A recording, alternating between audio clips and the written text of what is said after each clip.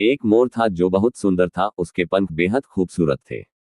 एक दिन खूब झमझम बारिश हुई और मोर नाचने लगा। नाचते हुए वह अपनी खूबसूरती को निहार रहा था, पर अचानक उसका ध्यान उसकी आवाज पर गया, जो कि बेहद बेसुरा और कठोर था। इस बात का एहसास होते ही वह बेहद उदास हो गया और उसके आंखों में आंसू आ गए।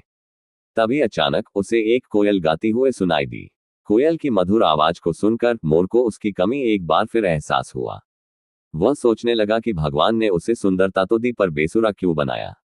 तभी एक देवी प्रकट हुई और उन्होंने मोर से पूछा, मोर तुम क्यों उदास हो। मोर ने देवी से अपनी कठोर आवाज के बारे में शिकायत की और उनसे पूछा, कोयल की आवाज इतनी मीठी है पर मेरी क्यों नहीं, इसलिए मैं दुखी हूँ। अब मोर की बात सुनकर देवी ने समझाया, भगवान के द्वारा सभी का हिस्सा निर्धारित है, हर जीव अपने तरीके से खास होता है। भगवान ने उन्हें अलग अलग बनाया है और वे एक निश्चित काम के लिए है।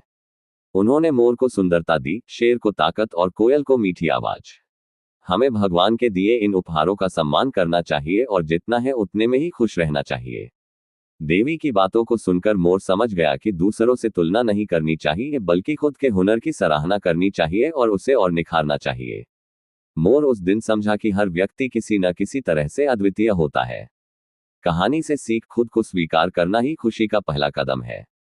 जो कुछ भी आपके पास नहीं है, उसके लिए दुखी होने के बजाय आपके पास जो है, उसे स्वीकार करें।